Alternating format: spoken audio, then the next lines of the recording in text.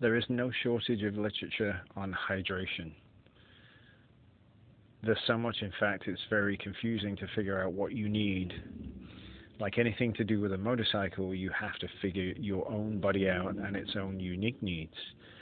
So, cold days, warm days, hot days, you have to know what works for you.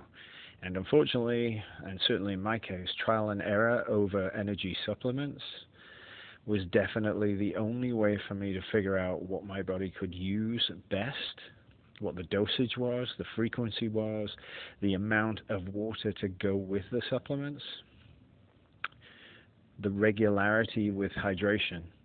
And then for me, what I figured out most importantly of all was how far in front of a race event should I really be hydrating on a regular basis so that my body was water soaked by the time the race weekend started. Because there is no way you can make that deficit up at a race weekend.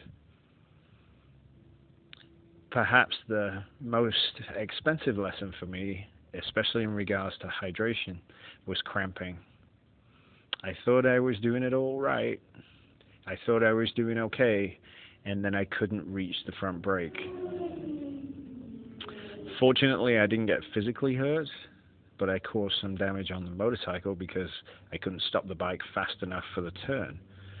And that was really a very unfortunate and avoidable awakening for me to actually do something serious in regards to learning about my body and what it needed. There is no excuse at all, any way, shape, or form, in regards to just blowing off, staying hydrated, using the right supplements, figuring what you need in vitamins, minerals, water, salts. And you have every opportunity to use the experience at the track to figure out what best works for you. Is it an expensive project? Is it time consuming? No, because in general, energy supplements are actually fairly cheap, all things considered.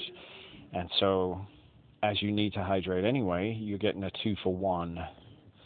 The classic is, of course, Gatorade. How much Gatorade do you drink, and how much do you cut it back with water?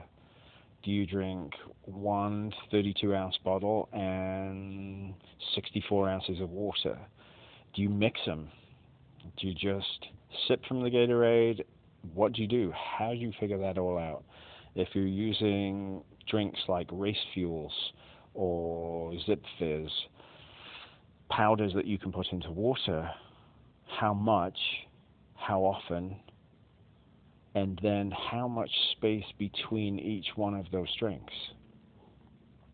If you're at a track day, does it matter as much? I would say absolutely it matters as much, because you're around a lot more people on a track day when you're on track. When we're in a race, it's a very small number. So I would say it's even more important if you go into the track that you know what you need and you have that mapped out. How do you know when you've not done enough? Dry mouth, salty mouth, headaches, all the usual classic symptoms of dehydration. They're awful and miserable, and that includes the deadly cramping, which is the last stage that's telling you get the hell off the motorcycle, stop riding for the day, and go home.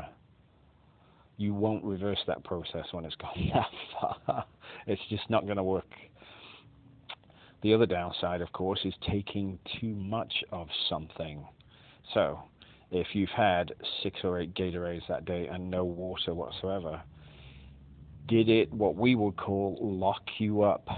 So your body does not feel right at all. It feels heavy. That's a great term that I've heard a number of people use when they've got too much of that stuff in their system. Way too much. So that's another way you can figure out, with the dosage of what you're using, is it appropriate? Is it adequate? Do I need more? Do I need less? And like anything else you're doing with experimentation, the more records you keep, the better off that you are going to be in regards to knowing what you need now. 2 years from now, is it going to be the same as your body changes? It's worth testing and figuring out. If it's 110 degrees out versus 90, does the amount of fluid you need change? If so, by how much? All of that information will keep you safe. And the knock-on is that everybody around you is safe because your mind and body is functioning optimally. You are not trying to fight off cramps. You are not being distracted by headaches and dry mouth. We spend a lot of money to ride motorcycles fast at the track. So the least you can do is take care of yourself. And hydration, start the week of. Make a point of being focused. And if necessary, because we all have things that have alarms these days, set an alarm every hour, or discipline yourself that when you come back in from your session, that 32-ounce bottle of water must be half gone. The last part, and one that's open to debate, and I'll let you guys figure that one out. Do you drink cold water? Do you drink chilled water?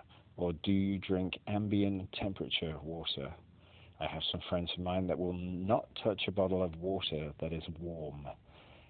They will go nowhere near that. They think it's vile and disgusting, so they have to have cold. Does it matter? I don't know. Are there physical consequences? Yes, there are. But in the end, if it works for you and you get the water inside you that you need, do those consequences matter in the grand scheme of things? Be prepared. Summer's here.